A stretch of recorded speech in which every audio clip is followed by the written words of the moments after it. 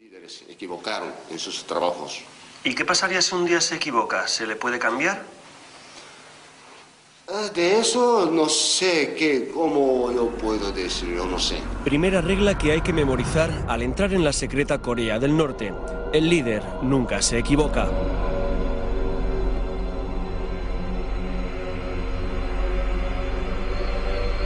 Esta es una reproducción del mítico paralelo 38 que separa desde hace 54 años a las dos Coreas.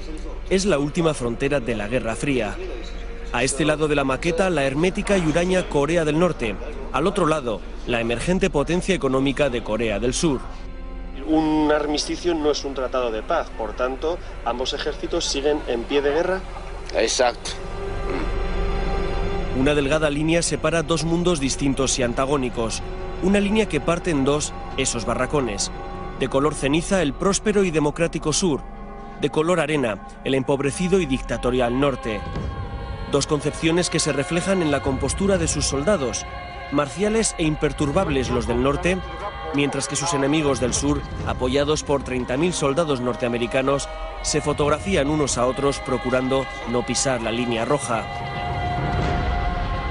Una raya que atraviesa por el centro 7 barracones de madera. Cuando hay visita, se avisa a los del otro lado para que salgan y cierren con llave la puerta que comunica ambos mundos.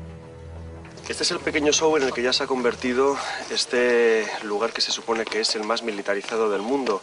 Soldados que hacen guardia enfrente de una línea blanca, soldados supuestamente enemigos que se hacen fotos a su vez sin pasar esa línea, todo bajo los focos de los pocos turistas que han logrado entrar aquí para ver esta zona que se supone que es la más nuclearizada y la más militarizada del mundo. Una palmada advierte de que alguien ha pisado la raya o ha puesto el pie en el otro lado. Dicen que los soldados del norte hacen guardia mirando a su propio territorio para evitar fugas o deserciones de ese mal llamado paraíso social. Esta es la historia de un viaje al país de la desmesura y el surrealismo. Una aventura en el túnel del tiempo para retroceder a los esquemas de la Guerra Fría. En Corea del Norte la vida está desenfocada, tamizada por una lente borrosa donde las conciencias han sido sustituidas por consignas y las opiniones por dogmas. ¿Quieres saber quién es mi Dios? Mi Dios es el gran líder, Kim Jong-il. El gran líder Kim Jong-il, que se hace llamar el sol del siglo XXI. El todopoderoso dictador de Corea, donde el culto al líder es política de Estado y la bomba atómica una especie de santo grial. Donde las carreteras están vacías y los hombres visten solo de colores oscuros. Donde las masas son movilizadas a diario para mantenerlas alerta ante enemigos imaginarios y se impide cualquier filtración de información del exterior. Un inmenso gulag de inspiración estalinista donde todo el mundo es supuestamente igual, aunque las élites del partido se muevan en Mercedes y el resto del pueblo lo haga en bicicleta. Un lugar donde todavía hay campos de concentración para disidentes políticos y los periodistas se tienen que camuflar de turistas para entrar. Para empezar, yo que soy periodista, he tenido que decir que soy un artista freelance. Tú también has dicho que eres un profesor de historia, que tenemos que hacer muchas preguntas que suelen ser casi siempre acogidas con mucho recelo, mucha sospecha por parte de nuestros guías. Guía es la palabra amable para llamar a los agentes del gobierno que se encargan de vigilar a nuestro grupo. Yes. Hello, Mr. Lee. 안녕하세요. Se llaman guías, pero en realidad son censores, vigilantes, informadores con capacidad para expulsar del país al turista díscolo o demasiado preguntón. Por ejemplo, Mr. John, don't risk. Y todo por enfocar a 3 hombres empujando un camión averiado. Las directrices de todos estos vigilantes las da el señor Pak Kwan, al que todos llaman Pak Tonchi, camarada Pak. Relevante miembro del aparato del partido, es secretario general en el organigrama del gobierno y habla español. Es que, mira, nosotros sí estamos orgullosos de tener esta fuerza de defensa con las armas nucleares. Orgulloso de tener la bomba atómica.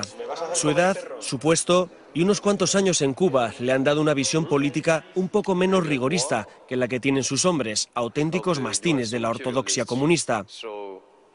Él se permite algunos comentarios en privado que nunca reconocerá en público y tiene cierto olfato para detectar periodistas o espías entre los restringidos grupos de turistas que él tutela. Hay también algunos agentes que pueden ser espía, enviado o comprado por alguien, por CIA de Estados Unidos. El viaje está organizado por la Asociación de Amistad con Corea, una organización de proselitismo del régimen de Pyongyang, financiada por el gobierno del dictador. Su presidente, entregado a la causa norcoreana, es un joven español de Reus, Alejandro Cao. Se presenta como embajador honorífico del país en Europa y actúa a veces con más contundencia que los propios guías, cuando nuestras preguntas son poco sutiles o demasiado directas. Alejandro, ¿te consideras tú también un soldado? Claro, de hecho me llaman Changunim Chonsa, soldado del general Kim Jong-il, aquí en Corea. Me conocen así. Corea del Norte solo tiene 2 vuelos semanales con Pekín y otros 2 con Rusia. Sus aviones son viejos modelos soviéticos y el pasaje casi siempre diplomáticos, cooperantes de ONGs y algunos privilegiados turistas como nosotros, entre los que, como veremos, hay muchos periodistas encubiertos de todo el mundo. La portada del único periódico local en inglés advierte que entramos en el reino del que llaman el padre de la Corea socialista, Kim Il-sung, el fallecido dictador, al que sucedió su hijo Kim Jong-il. Todos los móviles son requisados en la aduana y los ordenadores con conexión satélite confiscados. Comienza el aislamiento en el país más impenetrable y desconfiado del mundo. Lo primero que se hace es realizar una ofrenda floral a la estatua del gran líder Kim Il-sung, que se considera el padre del país, el padre de todos los coreanos. Cuando Kim Il-sung murió en 1994, fue nombrado presidente eterno de Corea. Él mantuvo el rumbo comunista del país pese al colapso de la Unión Soviética. Todo el mundo le venera, dicen los guías, porque si no, dicen los disidentes, se puede acabar en un campo de reeducación. Hay una foto suya en cada casa. Hay 35.000 estatuas suyas en todo el país.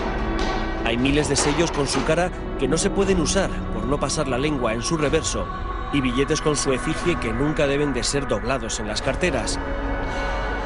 No se puede pasar por delante de una estatua sin reverenciarla o darle la espalda a un dibujo. En este lugar, en este sitio donde esta señora no me deja estar,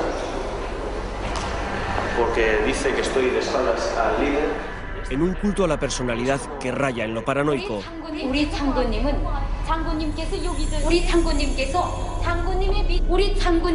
Changunim Keso, nuestro general. Repetido hasta la extenuación o el aburrimiento. Hay una especie de alienación espiritual que obliga a rendir pleitesía a ese líder distante y enigmático. Estamos en el museo de una cooperativa agraria, pero la guía se empeña en enseñarnos la mesa donde se apoyó el líder, la silla donde se sentó el líder, los cuencos donde bebió sopa el líder. Pero para no dar tiempo al turista a reflexionar o a preguntar, apenas está media hora en cada sitio, no sea que percibamos que todo está preparado y cronometrado para enseñarnos una porción de realidad blanqueada.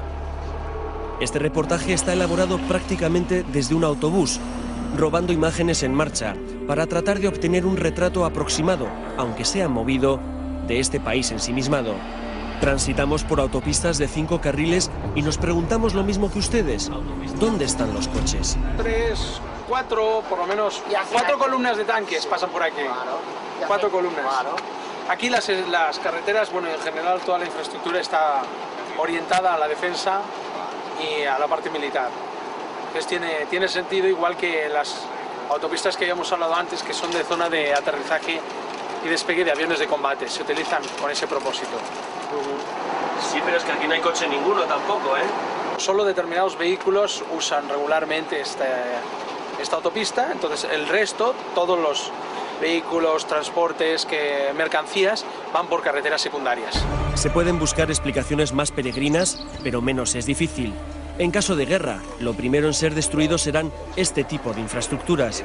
Sin embargo, Alejandro y el resto de guías se empeñan en esconder algo tan sencillo como que la ausencia de vehículos se debe a que en este país no hay propiedad privada y que el embargo internacional provoca la carestía del combustible. Por esos 2 motivos, pero sobre todo por el de no colapsar las carreteras y no polucionar y ahorrar energía, son los motivos por los cuales no hay vehículos privados. Se apela al medio ambiente, pero se levantan fábricas en medio de la ciudad. Desde luego, la ausencia de coches tiene cierto encanto para una mentalidad acostumbrada a atascos y contaminación, pero el caso es que aquí no hay coches porque el gobierno no lo permite. Solo aquellos que tengan algún familiar en el extranjero que envía divisas puede acceder bajo permiso a conseguir un vehículo. Esto es una vía secundaria, como las que comenta Alejandro, y tampoco hay coches. A solo un paso de las gigantescas factorías de Hyundai o Kia, al otro lado de la frontera, la bicicleta sigue siendo el transporte universal de la ciudadanía. Eso sí, las carreteras estarán vacías, pero muy limpias, porque en Corea se barren las calzadas. Hay brigadas de barrenderos que cepillan kilómetros y kilómetros de asfalto solitario.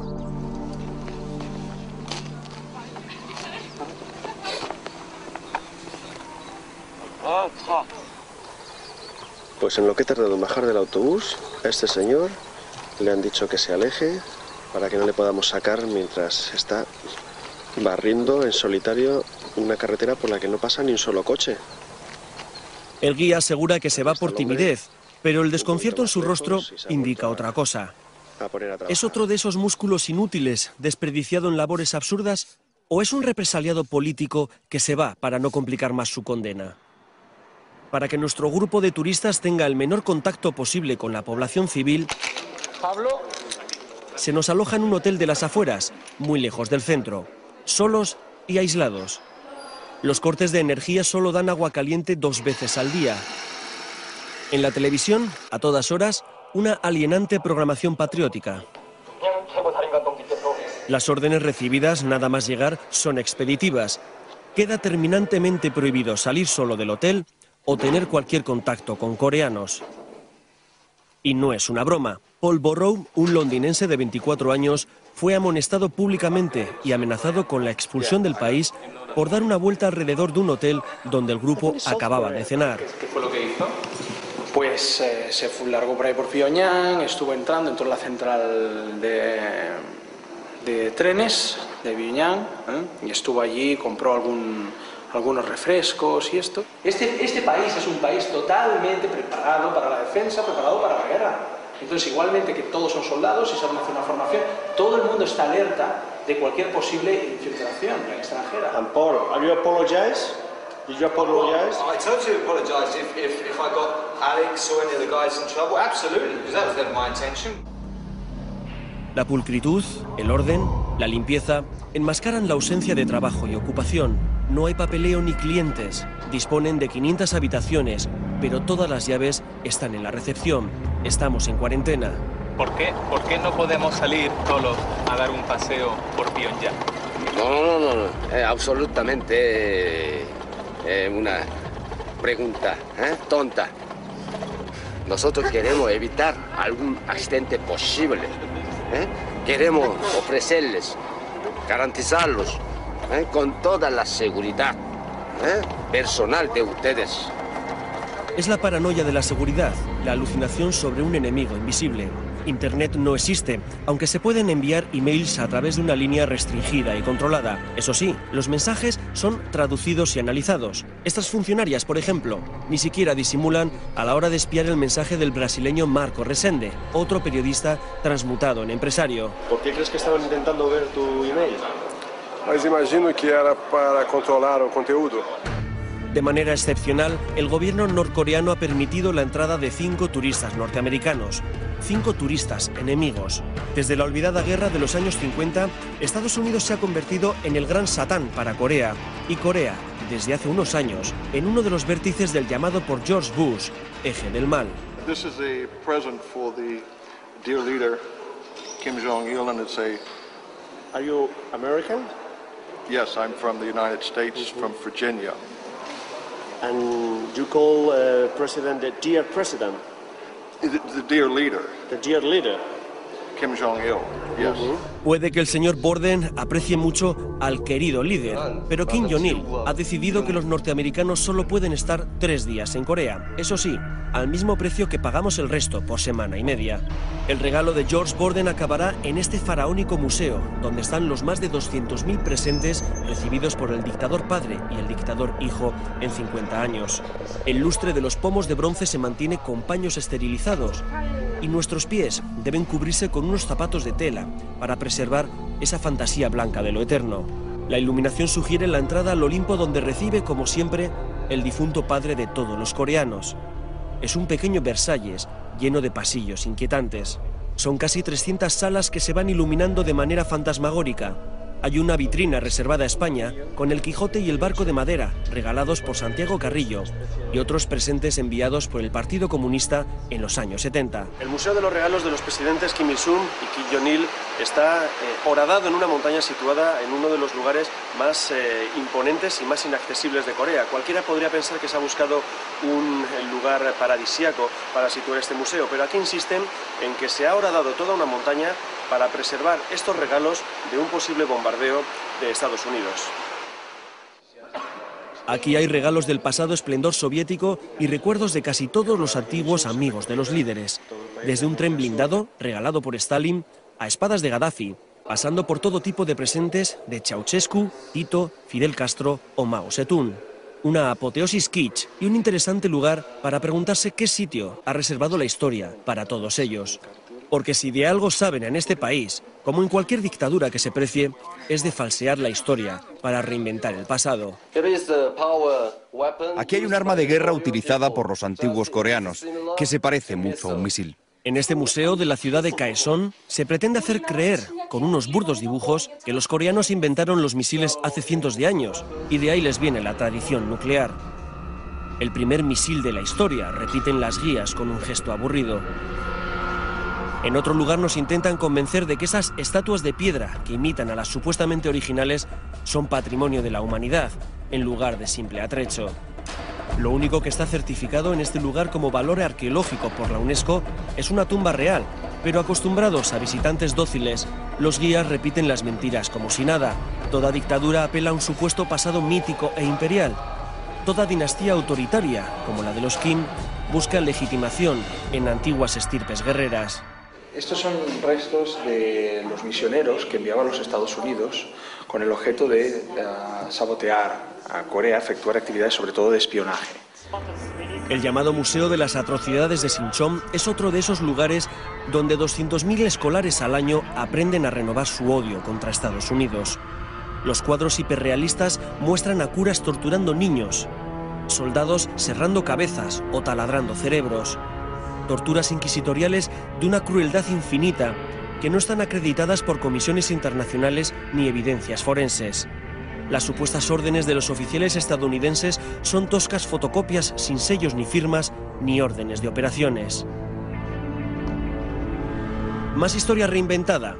La casa de Majong-dae es donde supuestamente nació Kim Jong-il. Significa colina de los 1000 escenarios.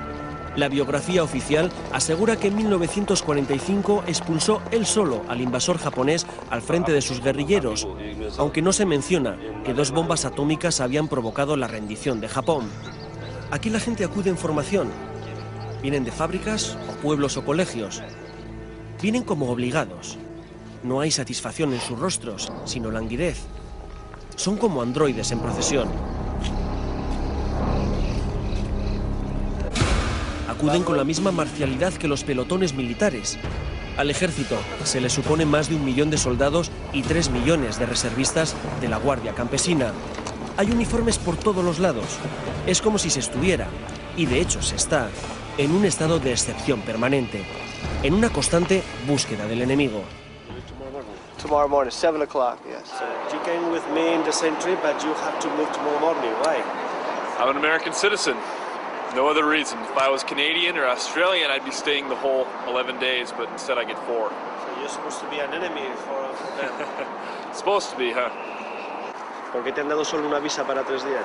Porque soy ciudadano americano y que todavía la falta de una relación directa y amigable entre los Estados Unidos y la República Popular Coreana impide que me quedo por un itinerario completo. Los 5 turistas norteamericanos que atravesaron la frontera con nosotros fueron invitados a dejar el país 3 días después. La difícil relación de ambos países y el recelo a que alguno de ellos fuera un espía de la CIA fue suficiente para invitarles a irse. Unfortunately, in the case of our US friends, tomorrow they have to depart. So you have to return to your country, and we really feel very sad because we really like to be with you during all the itinerary. Pero claro, los guías no podían arriesgarse a permitir la entrada de 5 yanquis en el gran acontecimiento del día siguiente. La mayor parada militar en años, con la exhibición de todo su músculo militar, incluido los misiles de largo alcance, a los que se les supone capacidad nuclear. 12.000 soldados al inquietante y filofascista Paso de la Oca. Miles de miembros del partido de riguroso negro coreografiados con una precisión milimétrica. Una movilización de masas que recuerda cierta iconografía nazi. Canciones épicas. Letras que dicen al líder: si tú no existes, nosotros tampoco existimos. Y nosotros, los turistas periodistas, reteniendo todas esas imágenes en la memoria porque nos impidieron pasar la cámara. Memorizando las lágrimas entre los asistentes, las muestras de histeria colectiva, los gritos de júbilo al líder porque en la tribuna solo estaban los incondicionables del régimen. Y el visitante que ve pasar esos misiles al lado, que ve cómo la gente puede acercarse a tocarlos en el parking, a bromear, haciendo como que aprietan el botón de la lanzadera. El visitante que imagina los millones de euros que puede costar cada misil para un país tan miserable, cuando se recupera de la impresión de estar rodeado de lunáticos, pregunta a uno de los responsables de nuestra vigilancia por la bomba nuclear. No tenemos armas nucleares para amenazar a otros países, no. Es solo para autodefensa. Tenemos armas nucleares para defender nuestro país de provocaciones y nuevas guerras del imperialismo norteamericano. Lee es uno de los discípulos aventajados del señor Pak. Ambicioso y fanfarrón, sus opiniones son las más dogmáticas y militantes. No se desvía ni un milímetro de la doctrina oficial. Busca espías por todos los lados para ascender en el aparato del partido y revisa continuamente en nuestras guías o apuntes para descubrir algo incriminatorio, algo de propaganda imperialista. Yeah, but why don't you want to see any American movie? I hate American US imperialists, so I hate American movies because Lee es un producto perfecto del adoctrinamiento temprano de los jóvenes en el odio a todo lo que huela norteamericano. Durante su época de universitario participó en las famosas marchas de antorchas, otra turbadora movilización de masas. 200.000 personas purificadas por el fuego y sublimadas en el culto a un líder que se siente a gusto en su papel de semidios. Los regímenes autoritarios necesitan estas demostraciones de asistencia obligada para retroalimentar su sueño de apoyo popular. Es como una gran maniobra de autosugestión, de que el pueblo está con el líder, de que todos esos hombres y mujeres que desfilan sin sonreír son parte del sistema. Kim Jong-il visita, Kim Jong-il proporciona, Kim Jong-il inspecciona. En todas las portadas, en todos los periódicos, siempre sale una fotografía del gran líder en esa primera página. Un líder que debe tener el don de la ubicuidad porque está en todos los sitios y sabe de todo. ¿Cómo se consigue esa alienación? Con un férreo programa de anestesia colectiva y falta de información. Esta es parte de la programación de la televisión coreana en diferentes horas, días y lugares. Están los programas de coros del Ejército Popular. Los informativos donde se alaba la última inauguración del gran líder. Los grupos de danza de la milicia. Las obras de teatro protagonizadas por soldados. Las últimas maniobras bélicas. Las películas de guerra donde Corea siempre gana. Y por supuesto, el himno y la bandera. La hipnosis de todo un pueblo, basada en la repetición de grandes mentiras y la glorificación del liderazgo. Estoy revisando un periódico y encuentro que el querido líder está en la primera noticia, en el titular. Luego la segunda noticia también está aquí. Y si nos vamos a otra página, encontramos Kim Jong-il de nuevo en un titular. Aquí también una noticia distinta. Aquí también. En esta también está Kim Jong-il. Esta es otra noticia distinta, también está Kim Jong-il. A Coreia do Norte está nas mãos de uma ditadura militar. E como toda ditadura militar, ela precisa manter a população num estado paranoico de permanente movilização. Marco trabaja para la revista brasileña Época, aunque ha dicho que era director de marketing. La entrevista se realiza en su habitación tras confesar que él también es periodista. No somos los únicos. Pablo, del diario ABC, se ha colado como artista. Y Sasha, un reportero croata, ha dicho que era músico. Solo los últimos días del viaje, y tras superar la sensación de recelo y sospecha creada por los guías, se desvelan las verdaderas identidades. En Corea las paredes se escuchan, así que hay que hablar bajo en las habitaciones. No encuentro diferencias entre las movilizaciones nazis y las que hemos visto aquí. Uno de los grandes orgullos del régimen norcoreano es el llamado Arirang, un fastuoso y faraónico espectáculo de gimnasia masiva que se celebra todos los días durante 2 meses al año. La coreografía es perfecta y la representación consigue hechizar por su colorido, su grandiosidad y su complicación técnica, pero es una enorme excentricidad. Una gran exageración que solo se puede hacer cuando un gobierno es capaz de obligar a 100.000 personas a ensayar gratis durante meses y bajo amenaza de reeducación si se niegan a colaborar o cometen algún fallo. Es la gran apoteosis imperial de un dictador que juega con su pueblo y trata de hipnotizarlo con ceremonias de catarsis colectivas. Las canciones patrióticas y de apoyo al líder se escuchan por todos los lados, en el campo, en las fábricas, en el metro de la capital, construido muy profundo para ser utilizado, dicen, de refugio en caso de ataque. Larga vida al hijo del siglo XXI, dice el mural del fondo. Si uno se queda solo en lo estético, el metro impresiona. Si uno trata de hablar con la gente, también se impresiona. Veamos al señor Cho, nuestro guardián de hoy, ahuyentar a cualquier posible entrevistado. Supuestamente está preguntando a este hombre si quiere hablar conmigo, pero realmente le está ordenando que se vaya. ¿Lo intentamos una segunda vez? Lo intentamos una tercera vez. Solo tras decirle que tengo la sensación de estar viendo fantasmas y estar convencido de que los está ahuyentando, el señor Cho obliga a una jovencita a decir a cámara su nombre y traducir que va a comer a casa de una amiga. Parecem guias, mas na verdade são agentes desse regime. E o objetivo deles não é nos mostrar o país. O objetivo deles é controlar o que nós fazemos. Aquí hemos visto cosas tan sorprendentes, tan kafkianas, cosas que podrían aparecer en el libro 1984 de Orwell, que todo sería demasiado divertido si no fuera tan triste como es para la mayoría de la gente que tiene que sufrir este sistema donde evidentemente no hay libertad. No se puede hablar con los pasajeros en el metro, pero sí podemos grabar los misiles del cartel que hay a la salida de la estación. La óptica informativa de una dictadura militar es peculiar y, sobre todo, impredecible. ¿Puedes decir que estamos aplaudiendo? A un grupo de personas que están haciendo picnic, entre ellos algunos soldados. Pero mi cámara está enfocándote a ti y a una pared. Sí. ¿Me puedes explicar por qué no me puedo dar la vuelta? Porque nuestros guías han dicho que no se debe filmar. Entonces, si ellos dicen que no, es que no. Sencillamente hay que seguir las normas. Y hay a veces cosas que se pueden decir, otras que no. Entonces no quiero repetirlo porque si lo repetimos ya no podrás grabar nada más. ¿Vale? Y me gustaría que continuaras grabando los otros días. Si no, te quedarás en el hotel y entonces sí que ya no podré hacer nada. Lo siento, es así. ¿Esto supongo que puedo utilizarlo? Sí, sí, puedes utilizarlo. No se podía grabar este picnic, fotografiado clandestinamente por el reportero croata. En Corea nunca se sabe cuál es la foto que te puede costar la acusación de espionaje y la expulsión. No graba, hombre.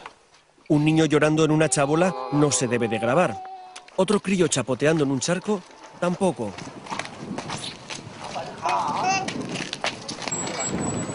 Esta otra imagen refleja una postal de tarde en un parque de la ciudad de Sinchon.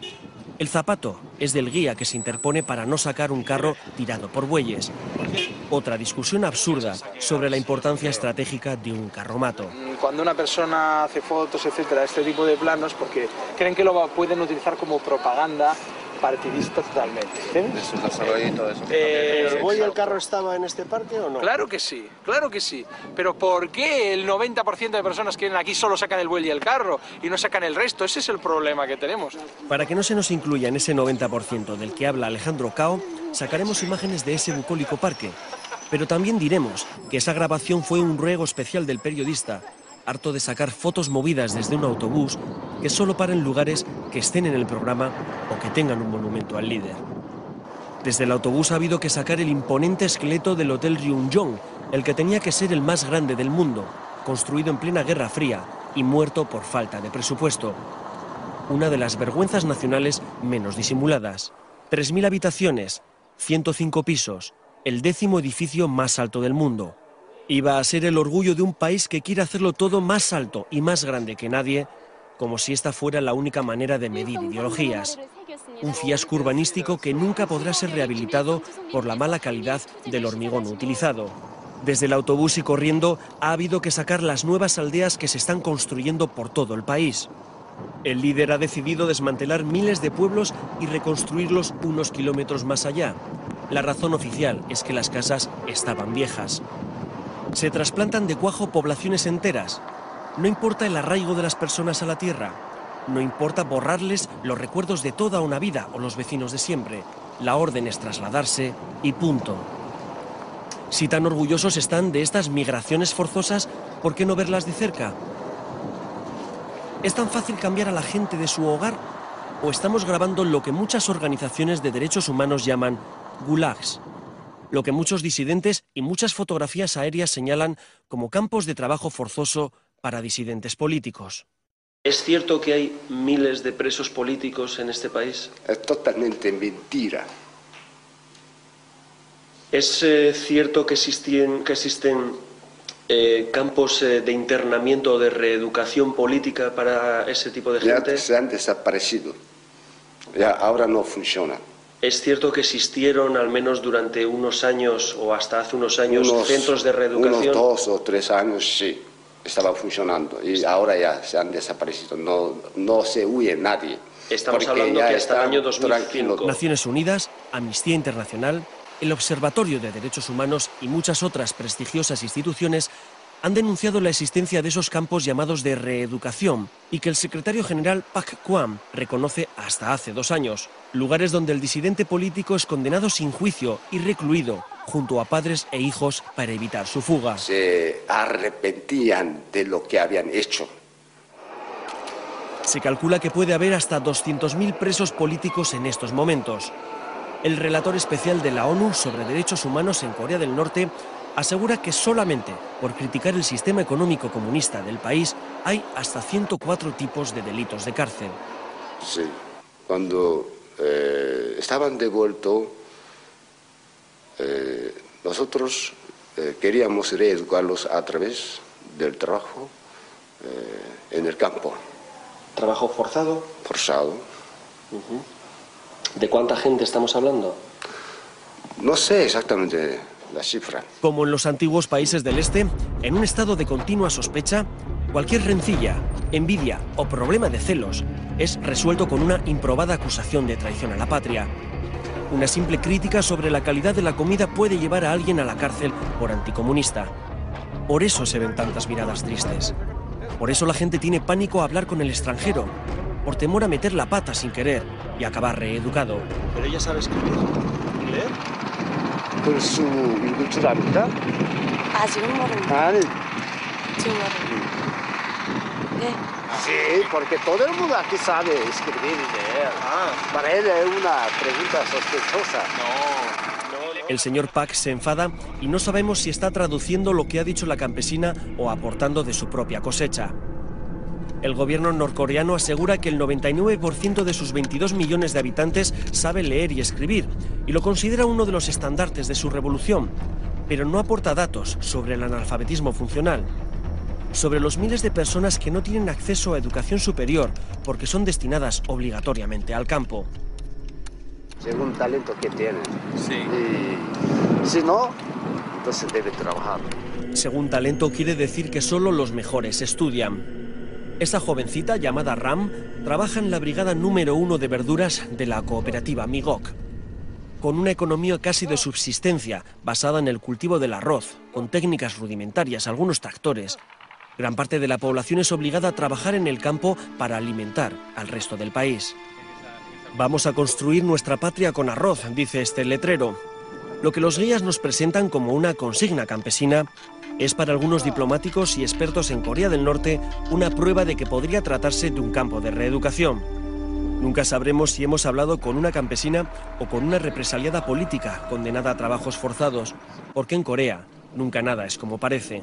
Bueno, pues hemos pedido que nos enseñen la típica casa coreana y nos han traído una especie de casa museo visitada por el presidente de la nación, en la que todo está en su sitio, todo está limpio y todo parece que ha sido colocado a posta para que parezca lo que seguramente no es, una típica casa coreana. Queríamos ver una casa campesina al azar, pero en Corea el azar no existe. La casa ya estaba preparada, aunque todo ha parecido improvisado. Se trata de una familia modélica, fotografiada, qué casualidad, con el líder. Con una cocina inmaculada, unos pequeños cultivos en el jardín, la guerrera del dueño con las medallas conseguidas. Una familia ejemplar, porque en Corea se divide a la población en tres clases: los centrales, como los de esta casa, los oscilantes y los incorregibles. Una especie de inventario social o de clase, cada uno con sus propios derechos, obligaciones, privilegios o castigos. ¿Es cierto que existen campos de internamiento para deficientes mentales o deficientes físicos? No, de eso no solo trabajos en el campo, solo lo que hacen los campesinos de hoy. ¿Pero hay cooperativas que se montan exclusivamente para gente con deficiencias físicas? No, solo como en las granjas de cooperativas normales. Solo ellos estaban como aparte de los campesinos de la misma granja.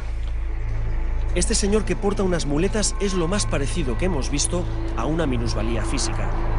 Tampoco hemos visto ningún deficiente mental, porque como reconoce el señor Park, la espartana Corea del Norte encierra a sus disminuidos en granjas y cooperativas donde se dedican a trabajar a destajo como mano de obra defectuosa. El dictador Kim Jong-il trata a su pueblo como si fueran figuritas folclóricas de escayola. Su país es como un enorme juguete de hombres y mujeres sometidos a su voluntad. Cada uno tiene su puesto y su función, y si se rompe, se repone. El gobierno ha reconocido que hubo más de 300.000 muertos durante la gran hambruna de hace 5 años. El líder le puso nombre a esa época terrible, la Marcha Penosa. Algunas ONGs elevan la cifra a casi 2 millones de muertos por hambre. Entonces, quedan secuelas. Es una fábrica de la producción humana incesante. Visitamos una maternidad, aunque en la terminología marxista del señor Park sea una especie de stajanovista paritorio de ciudadanos trabajadores. Todo vuelve a estar en su sitio y no se nos permite mirar donde no está previsto. La sanidad es uno de los grandes logros del país, aunque hay numerosas denuncias de la Organización Mundial de la Salud sobre el estado de muchos de los hospitales. La responsable de la maternidad nos pasea por todos los laboratorios y nos enseña madres que acaban de parir. Casualmente, uno de los bebés nació el mismo día que el líder, 2 semanas antes de esta grabación. Preguntamos a otra madre por el nombre del bebé. Indecisión, duda, madre que no sabe, que no contesta, y entre el guía y la directora la sacan del apuro. Lo pensará cuando vuelva a casa, dicen. ¿Era todo un montaje?, nos preguntamos. ¿Era una madre real? ¿Qué madre no sabe el nombre de su hijo 2 semanas después del parto? Preguntamos a Park. Antes del parto, así, la pareja ya tiene nombre de su hijo o de su hija. La directora de la maternidad nos cuenta orgullosa que han comprado 105 nuevas incubadoras, pero oculta que según el último informe de UNICEF, el 30% de los recién nacidos en Corea son prematuros debido a la escasa alimentación de las madres y la pobre calidad de la comida. El 34% de las mujeres norcoreanas sufre anemia y la falta de proteínas, grasas y micronutrientes provoca que el 23% de los niños estén técnicamente desnutridos. Algo que ha empezado a hacer mella incluso en el ejército, donde se ha tenido que reducir la altura mínima exigida para el servicio militar de 1,50 a 1,30. Y eso que el ejército es la institución más venerada del país. Hay cementerios y estelas funerarias en recuerdo de los mártires por todos los lados. La disciplina castrense impregna cualquier acontecimiento social, porque aquí hasta el ocio también está controlado y programado. No hay ninguna familia en Pyongyang que no haya visitado el famoso y extravagante Museo de las Flores y no se haya fotografiado con miradas de trámite ante la imagen de los 2 líderes, padre e hijo.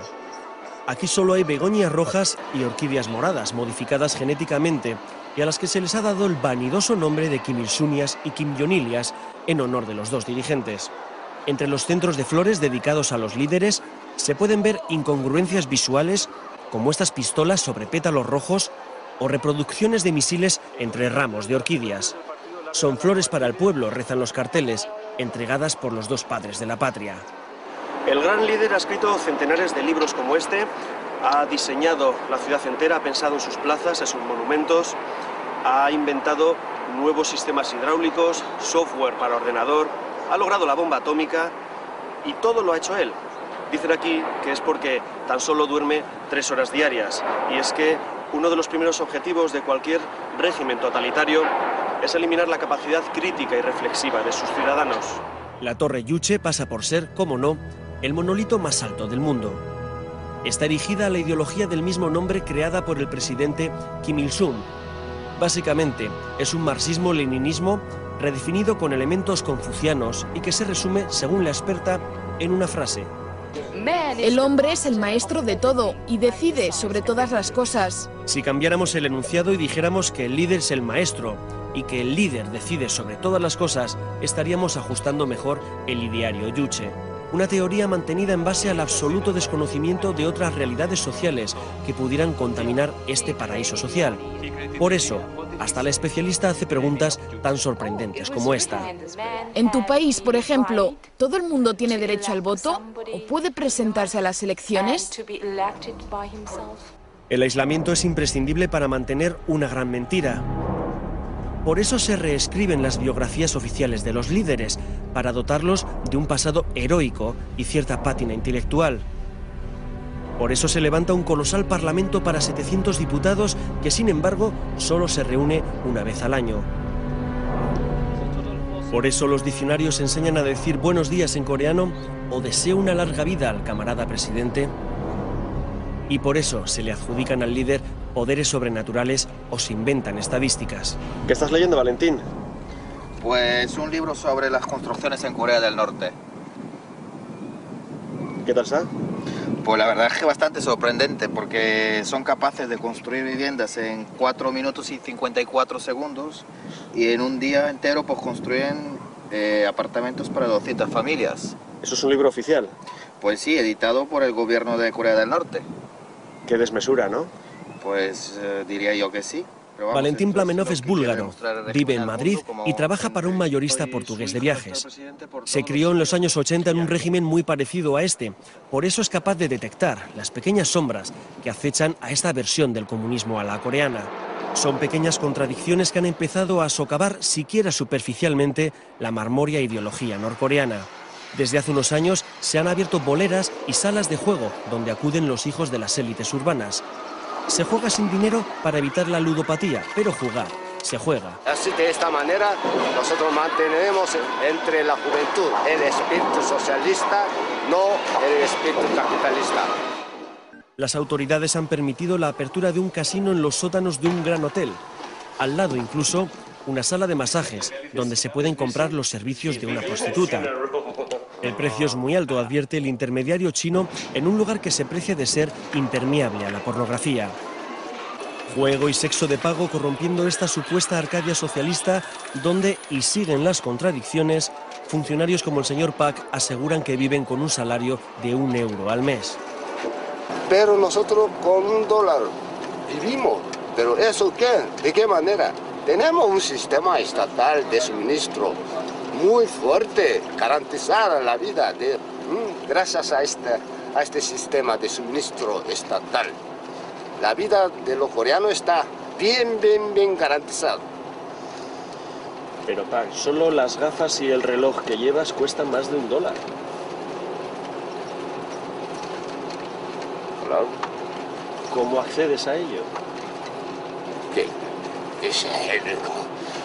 ¿Cómo yo puedo explicar? Estás diciendo que gastarías el salario de todo un mes, que es $1, pero para comprarte gafas. Es el método de cálculo de los occidentales, no el método de cálculo de los coreanos. Los números son los números. Da igual que sea occidental o coreano. Ya no joda más. Según PAC, el Estado suministra al mes a cada persona 15 kilos de arroz, 3 de carne y 16 huevos. Todo lo que no sea eso debe de ser comprado, por lo que está floreciendo un mercado negro de primera necesidad que los dirigentes no niegan, pero que llaman mercado secundario. Cada vez más ciudadanos acceden a los restaurantes estatales subvencionados a comer, por ejemplo, uno de los platos típicos, carne de perro, un manjar para algunos de nuestros circunspectos guías. You like the dog? Salud. Cheers. Yeah? How does it taste? It is dog meat. Corea del Norte es un régimen anciano y anquilosado que se mueve lentamente, pero se mueve. La aportación coreana a la hoz y el martillo comunista es un pincel que simboliza la presencia de los intelectuales en la revolución. Otra mentira de Estado. En Corea no hay pensadores, sino propagandistas del caudillo. No hay poetas o escritores, sino trovadores del régimen. El intelectual es crítico por naturaleza, el artista es indisciplinado. En realidad, ambos han sido carne de disidencia durante muchos años. La ideologización comienza en los colegios, en los institutos, en esos vestíbulos donde hay que saludar al líder cada vez que se pasa por delante, en esos pasillos escolares llenos de murales con fusiles y misiles, como si fuera de lo más normal, en esos dibujos de prisioneros norteamericanos, aunque en las clases de interpretación se utilice tecnología made in USA. En el Palacio de los Niños, un imponente edificio donde se enseñan diferentes disciplinas a los críos más talentosos, el plan de estudios combina arte e ideología. Aquí se construyen mentalidades patrióticas a través de los sentidos. Al visitante se le muestran niños cantando canciones sobre el presidente, pintando consignas revolucionarias o bailando bajo la atenta mirada de los líderes. En este país el dibujo es puro realismo social. En Corea del Norte no existe el arte abstracto o el figurativo, y mucho menos el surrealista. Se consideran desviaciones al verdadero sentido de las artes, que es formar ciudadanos correctos y obedientes. En este palacio se crean jóvenes autómatas, niños soldados moldeados en la adoración a un líder al que le deben casi la vida. Como dice el presidente de una organización surcoreana que trabaja para la unificación de ambos países, no creo que sea bueno ese entrenamiento ideológico en la educación de los niños. Corea en la época de Kim Il-sung es el título de uno de los libros que se pueden adquirir en la librería de la Biblioteca Nacional de Corea. Otra vez, un edificio gigantesco y una guía que se empeña en darnos todos los números y datos de carrerilla. Millones y millones de libros, entre los que pedimos a la responsable, por probar, el 1984 de Orwell, la obra maestra sobre los totalitarismos. No, preferimos tener libros útiles, tecnológicos, que ayuden y enseñen a la gente. Los libros que critican sistemas socialistas comunistas, lógicamente, que no son partidarios de la ideología y del sistema que existe en el país, normalmente no son permitidos.